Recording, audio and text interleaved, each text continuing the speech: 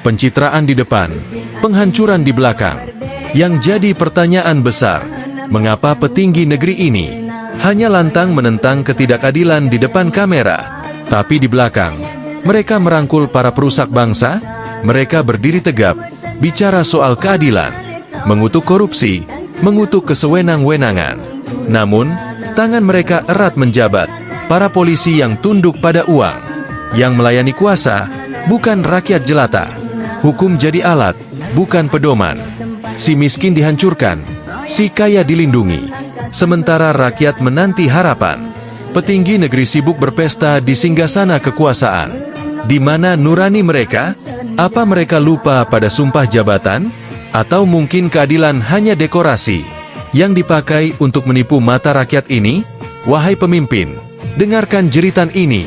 Jika kau terus seperti ini, nama kalian akan tercatat di sejarah sebagai pengkhianat rakyat dan negeri ini.